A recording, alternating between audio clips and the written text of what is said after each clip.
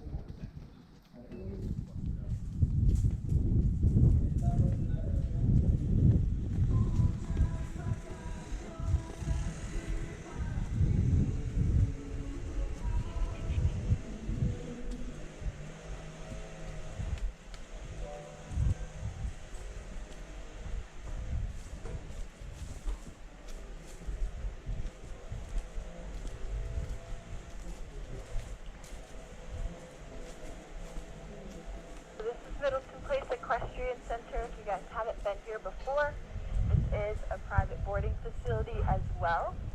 We have around 35 boarded horses here and 19 horses in our trail ride program.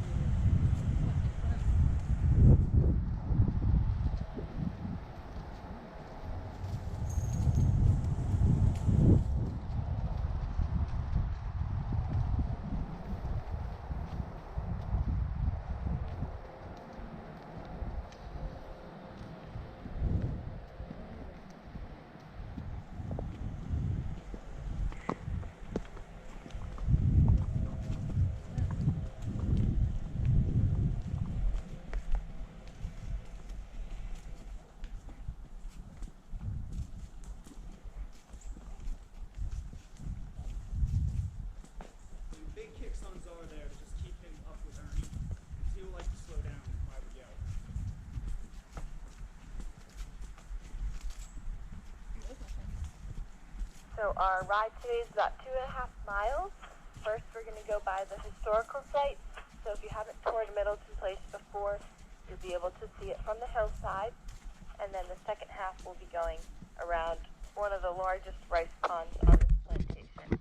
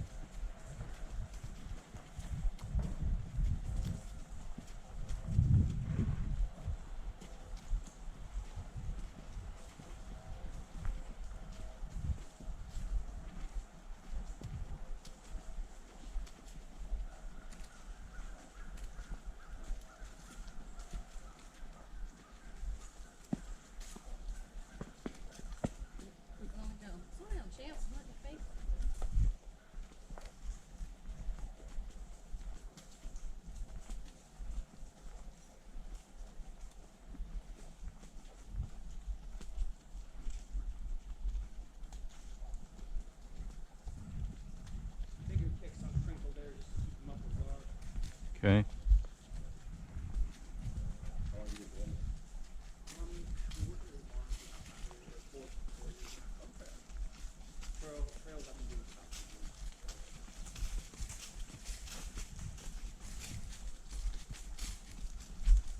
So this property was first established in 1705.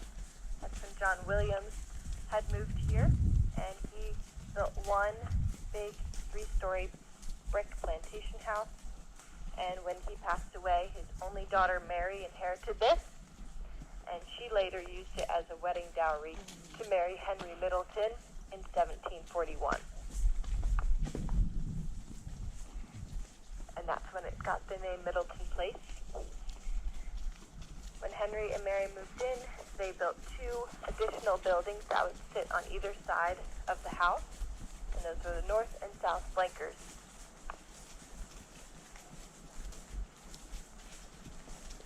The south flanker is the only remaining of the 3.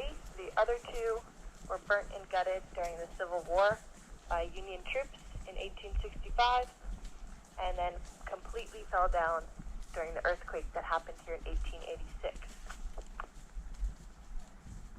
Miraculously, the south wing sustained the least damage from both of those events, so after the war, that became their new primary residence, and they put a new roof on top. And if you go look at it, at the front facade, you can see the difference between the old brick and the new brick, even though it's all old now, but still interesting to look at. Even the placement of the bricks is completely different.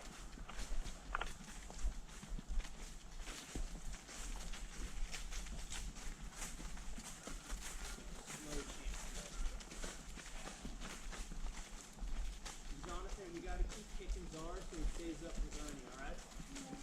You got this, Jonathan.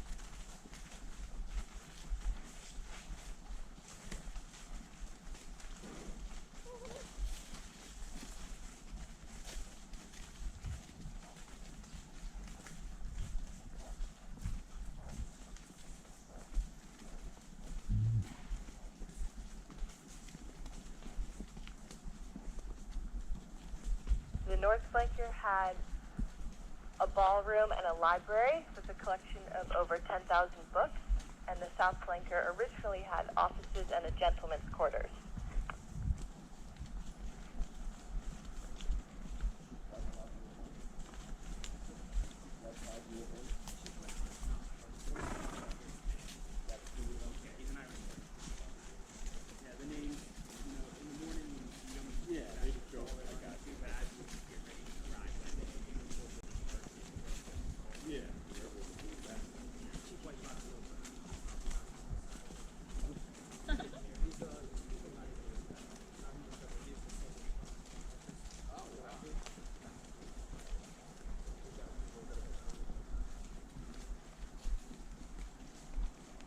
See the south flanker on top of the hill, and then the small brick building on the side of the hill is the spring house. That's how they refrigerated their perishable goods, and the top floor was later converted into a chapel in 1851. You can also see a little gator sitting down on the bank there.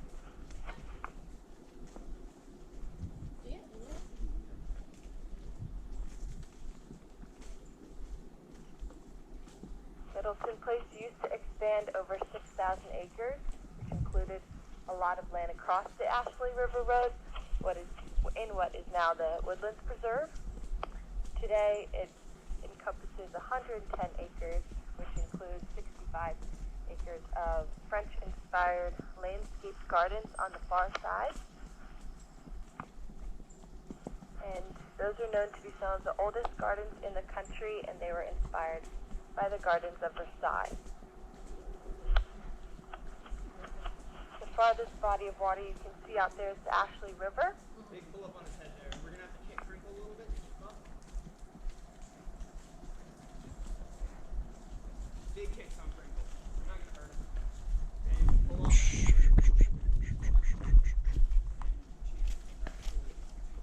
He'll start trotting unexpectedly if you let the gap go big. Okay. Fine with that, that's fine. I'll keep it close. Keep the gap close to Crinkle.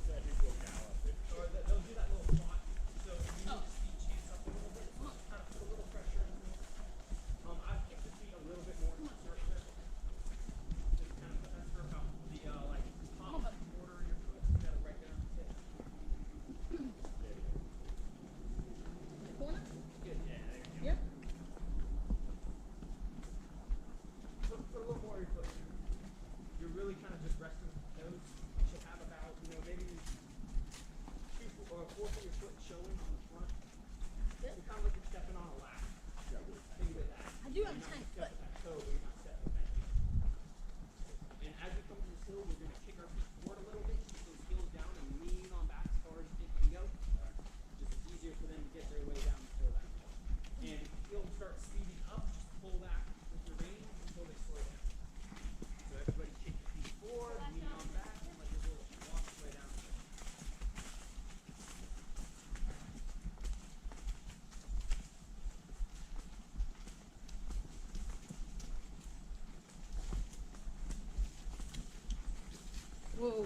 Come on, man. Hey, hey, hey, hey, hey. Hey. I'm going to keep a little bit of that separation. Whoa. And once we get through this little flat area at the bottom, we're going to be heading uphill. And you're basically going to reverse. You're going to put your stirrups back normal and kind of lean forward. A lot of the horses like to put a little pep in their step heading up that hill. That's okay. Just lean forward and let them work their way up. It's easier for them to go a little faster up hills than it is Okay. to go slow.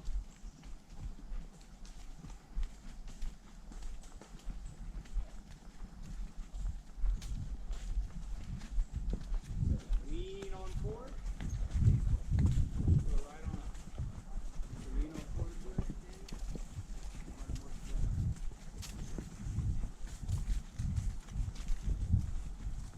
Feel head first. So with your right arm kind of goes to the left. There you go. And we're going to need to keep Dar moving faster over there, Jonathan. So big kick. That's good. Do it, buddy. And then we'll walk through the mud. Sometimes it's better for that. Getting traction.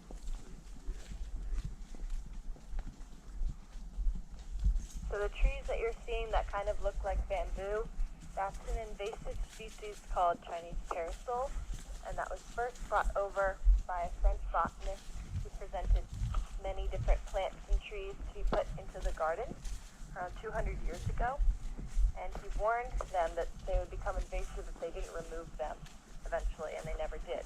So now they're growing all the way over here. And in the spring and summer, they have huge umbrella-like leaves. You can see them dried out, but they provide a lot of shade back here, which is nice in the summer. But the downside is how they're choking out all the other trees, which you can see. And they grow up to 30 to 40 feet tall. I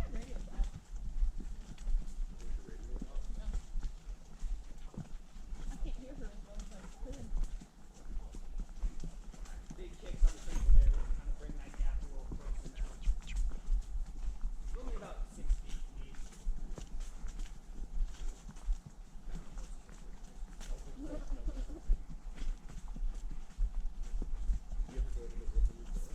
I haven't actually been over there. A lot of our orders from Horseback have been over there. But have you, I guess, Yeah, we go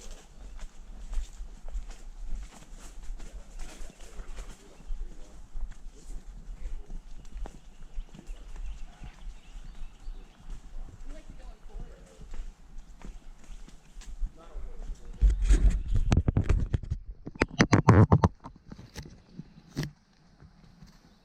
So let's get Chance moving a little bit. So a big kick on him and just move him out a little bit so he doesn't take off on you.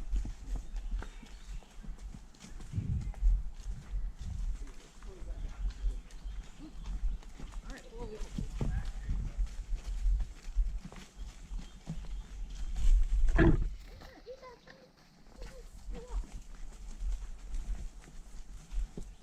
The Middleton Place served as the primary residence for 3 generations of Middleton, and then the last 2 that were after that weren't living here full time.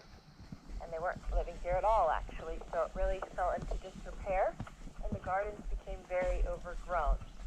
And it wasn't until the Pringle family, who are Middleton descendants, acquired this, and they founded the Middleton Place Foundation in the early 1920s, which helped to raise money to restore and open it as a tourist attraction. They also own and operate the inn here to our left. Then you can see the Equestrian Center back to our right once you get out of the woods. And then further down the road there are some private residences, and all of this was constructed in the 1970s.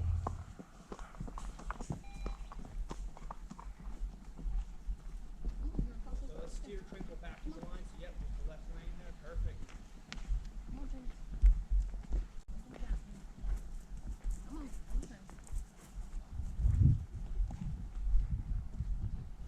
How my feet now? Looks good. Again, see if you can kick a little bit more. Like I said, you don't want to tip your toe in. You want about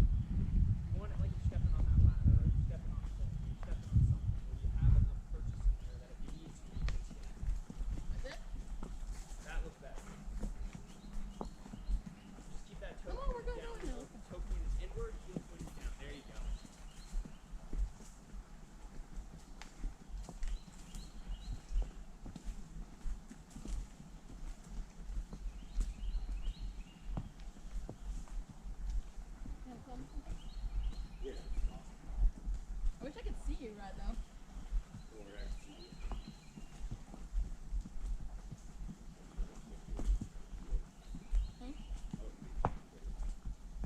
You get closer. Henry and Mary had 12 children, and their eldest son Arthur was a signer on the Declaration of Independence, and he inherited this after Big kicks on Crinkle there. his mother Mary died. He likes to kind of drift back. And just same little hill here, so just kick those feet forward, lean on back. Come on back. And notice that he inherited it after Mary died rather than Henry, because this was her plantation. Whoa. Whoa. And Mary is the matriarch of the Middleton family, and she was buried here in the garden.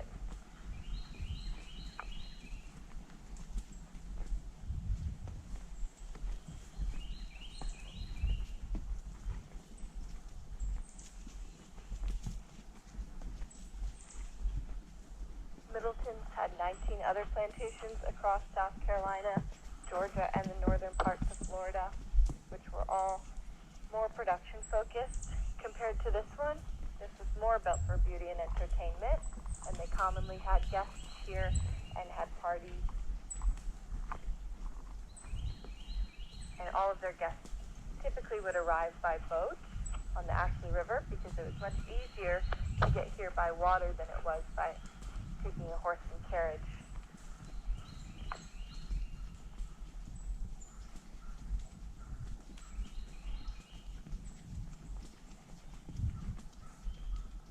The Ashley River goes all the way down to Charleston, which also made it easy for them to ship out the rice and other things that they created here easily down to the harbor.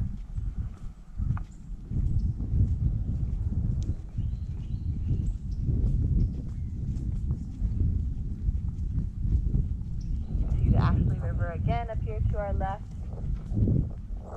It is a tidal river, so that aided in the rice growing process. That was their water source, which filled the ponds and emptied them. And once we get through the woods here, we'll be going around the South Rice Pond, which is the largest rice pond on this plantation. It's about 100 acres in total, and it was dug out by hand by the enslaved men that were here.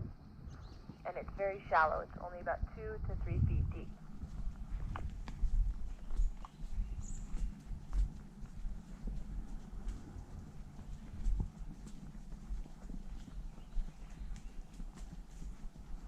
The production of rice ended in 1865 once the war was over.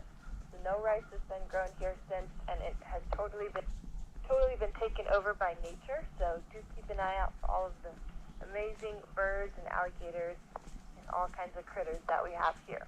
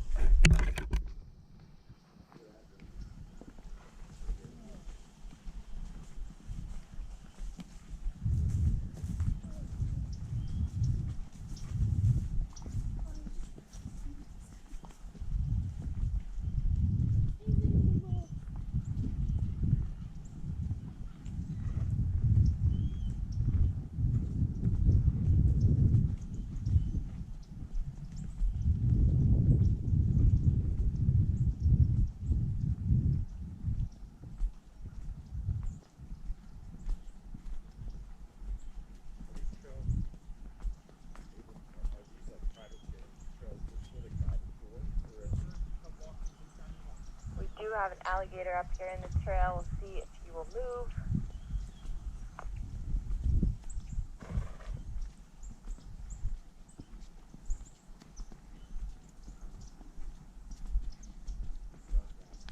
everyone just be sure to keep your heels down in case he makes any sudden movements and the horses get scared.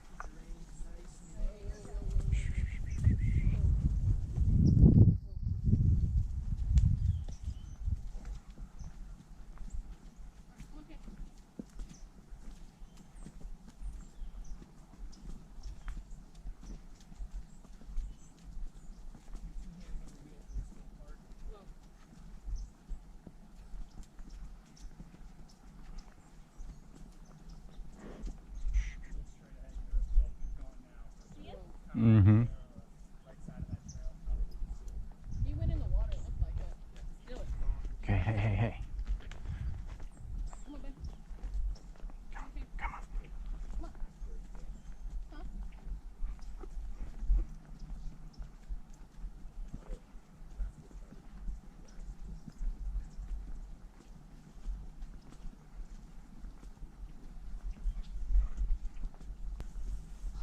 Oh no, we're peeing. Anything big pull on his head? Yeah. He might try to trot off and run down. Come on. Out a little bit.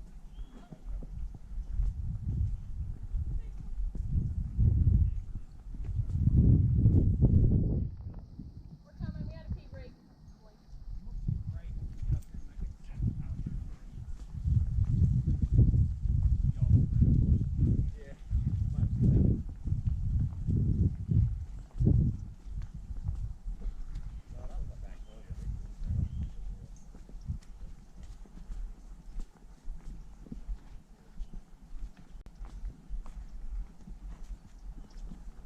I know. That looks like great grass. We got deep grass. Where did we get that? Come on.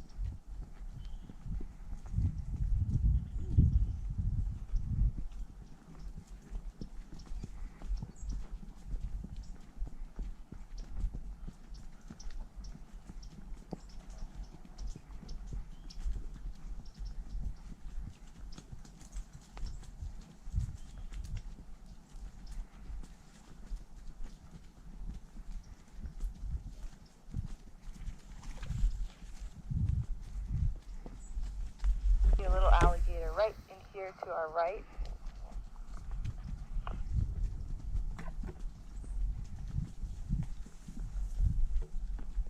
That's a thick one. Right rein. Pull the right rein kind of back towards the trail. Another big one in here. He's sitting in that little circle. So if you just look right where the water meets the reeds, they like to hang out right there.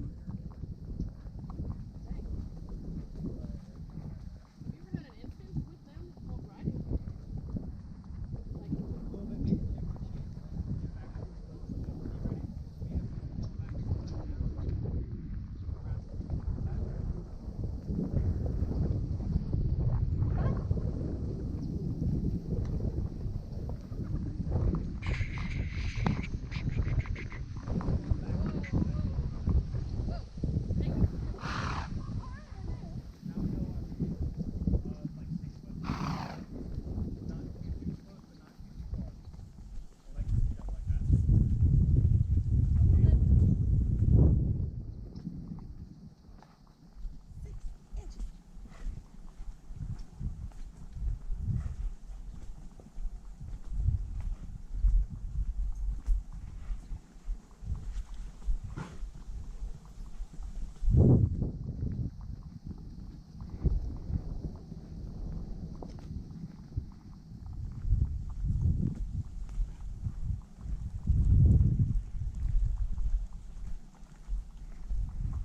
So the two cash crops that they grew here were Carolina gold rice and indigo. And that's because here in the low country, since we're so close to sea level, it's really difficult to grow a lot of things. So they had to grow things that were happy in this wet and marshy environment. And indigo is a plant, when boiled down, releases a dark blue dye that was popularly grown throughout the state. And that's why the state flag is that dark blue color. Another alligator out there in the around the bend. You can see his eyes and his snout. red is pretty cool.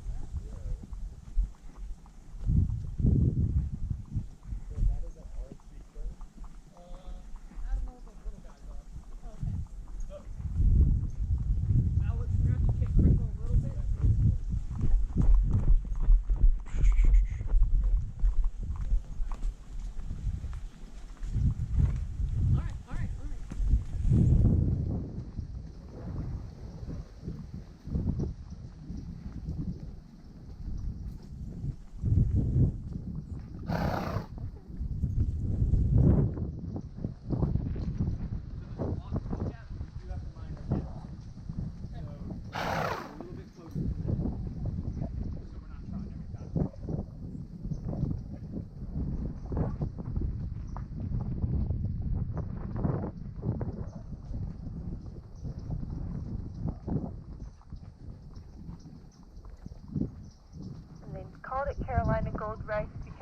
gold grasses it would get just before harvest, and because it made the plantation owners very wealthy. However, none of this wealth would have been possible if they hadn't brought the West Africans against their will here and enslaved them. And rice is not native to North America. That was also presumably brought over in the Atlantic slave trade. So the West Africans were not only exploited for their labor, but also for their knowledge on how to grow it, technology needed, and even recipes on how to prepare it.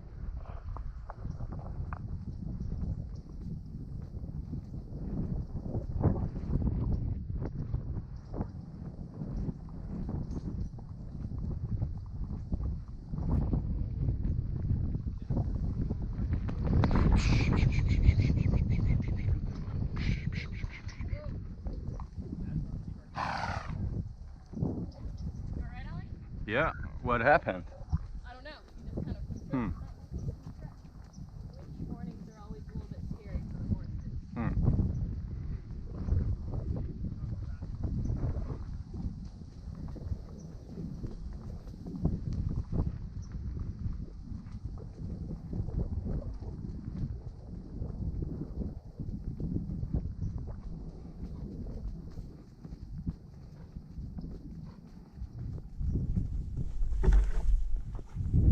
Pretty hot the past couple of days, so I think the cool breeze has them feeling a bit good too.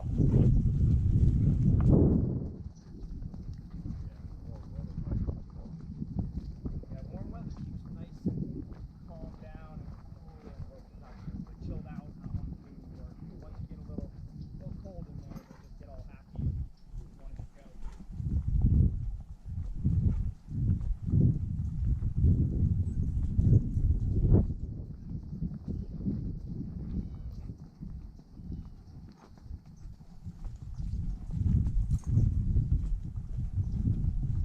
Gotta get Crinkle a little closer to Zara there.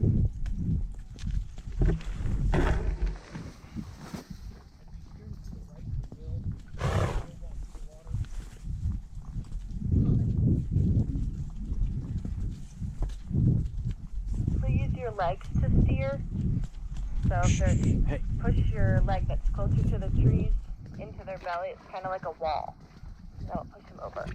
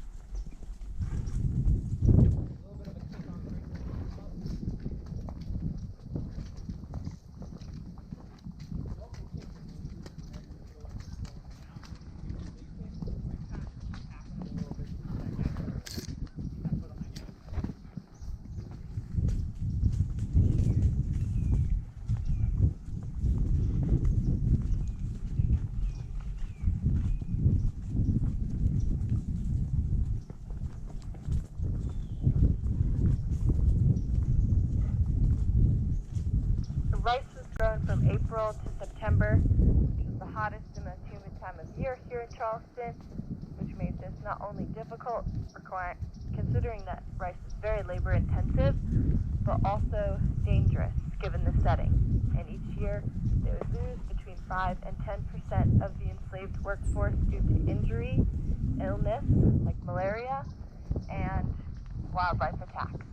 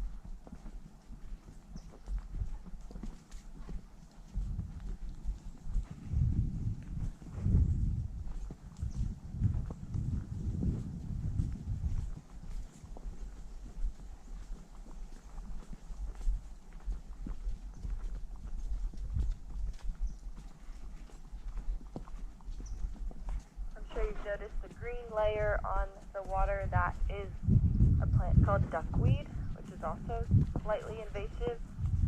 And they actually planted that alongside of the rice because it would increase the nitrogen uptake, which would lead to a larger grain yield each year. And by 1865, they were exporting 87 million pounds of rice over to Europe a year.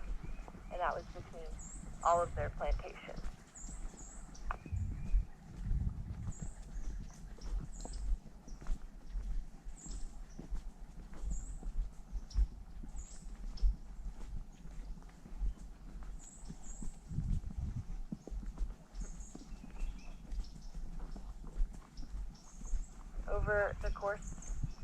Over the institution of slavery, the family also owned around 4,000 enslaved individuals, and they had a few ways of keeping them from rebelling, and one of those was largely through religion. If you remember the chapel that we rode by, they used that as a space to spread Christianity to their enslaved workers by using the Old Testament. And the Old Testament tells enslaved people that they should be complacent where they are in life right now, and so their reward will be in the next one.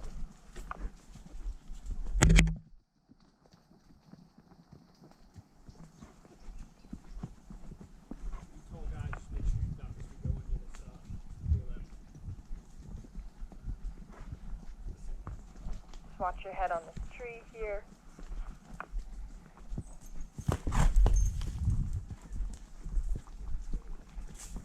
Got it. Sometimes you get a little slip and slidey. Just quit though. I tried to make it go on the top. You all good, Jennifer? Yeah. You took me through that shipping hard. Oh, yeah, that's solid. His name should be Rex. Well, Chance was kind of a bad dog too, so. Makes sense. And another way that they influenced them into staying was by allowing them to marry, despite it being against South Carolina law. And they actually hosted very large wedding celebrations for them, under the guise that they were doing something nice for them, but it was more that if they knew that if they were getting married and starting families, that they would be less likely to leave or even scared to leave. And there is a house here if you look up to your left. That's one of the houses in the neighborhood.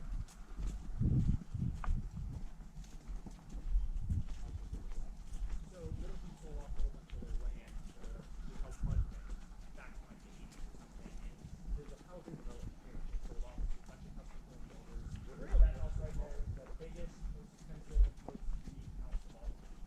What is this? I mean, what's that neighborhood? Middleton Place, Wow. but it's all private housing. The land was Middleton that was bought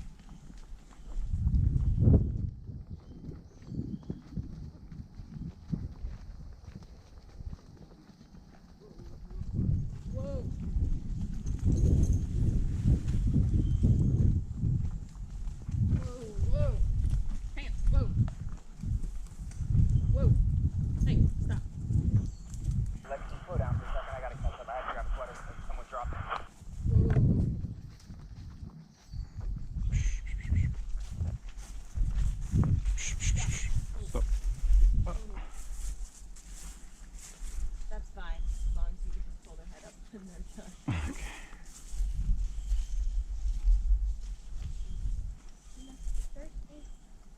We're almost back.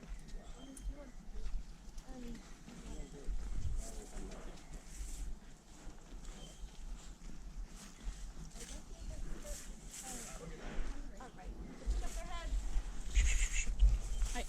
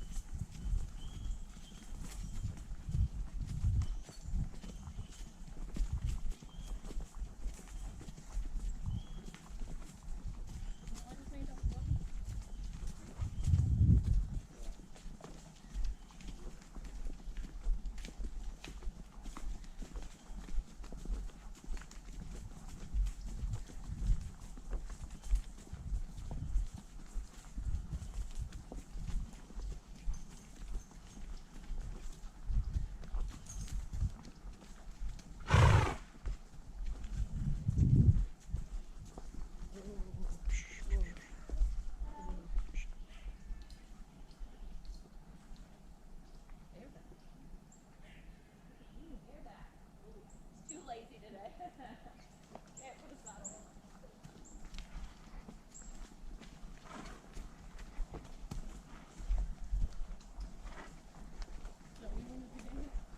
Yeah.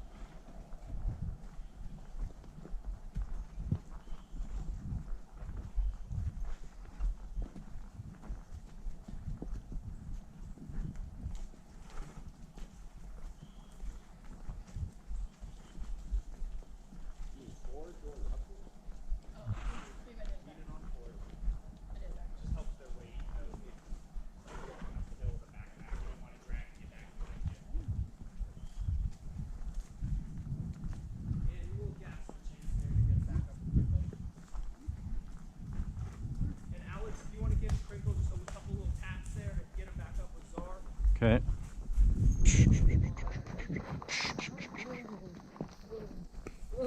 Whoa. Come on, man.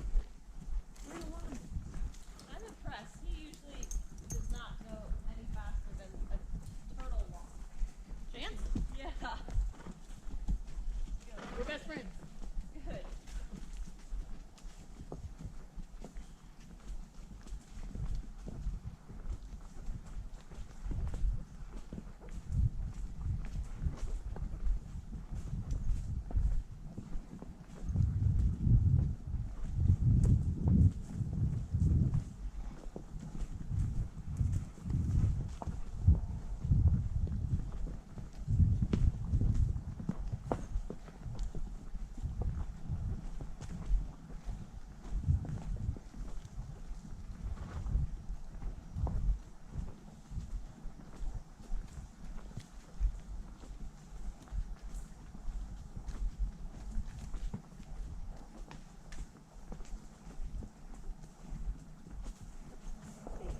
We are back at the Equestrian Center now.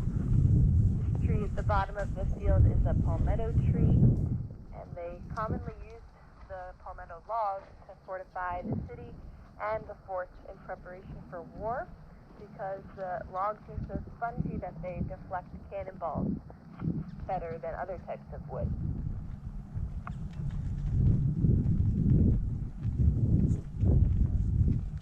And these two trees here are Camellia Trees. You'll find those all over Middleton Place. And the first 4 to ever be brought here were brought 200 years ago by that same French botanist. And out of the 4 that were brought here, 2 are still standing, which makes them the oldest camellia trees in the U.S.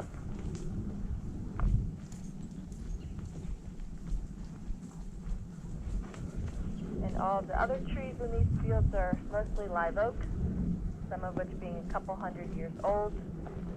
And we also have the oldest live oak tree in the Western Hemisphere over in the garden. It's called the Middleton oak, and it's a single trunk. So sometimes you see live oak trees with multiple trunks, like angel oak.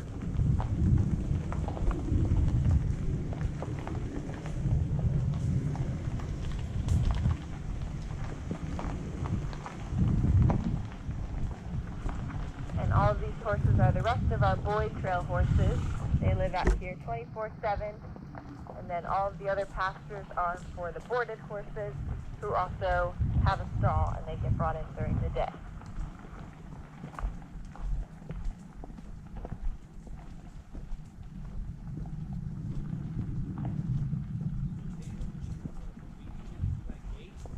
Like I told Jennifer, y'all are just gonna hang kind of right in that little corner area by the tree, wherever. Stay. Sure. Okay. She knows where to go. Follow her. And we'll get a picture of y'all first. Yay! Thank you.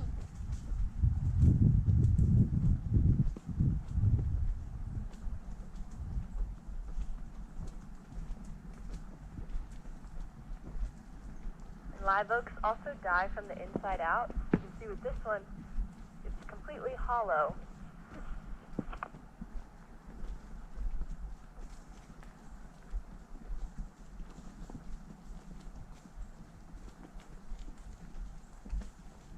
That about concludes our ride today. I hope you guys enjoyed it. I hope you learned something, and most of all, I hope you loved your horse as much as we love them. You can give them a big pat, thank you, and then just follow me in through the gate here. We'll be happy to take your picture, and then we'll help you off. And the helmets do not go back in the shed. They're going to go on the long table, and there are peppermints there that you can give to your horse when they're done. Thanks. Whoa, hey. Chance. Hey. Whoa.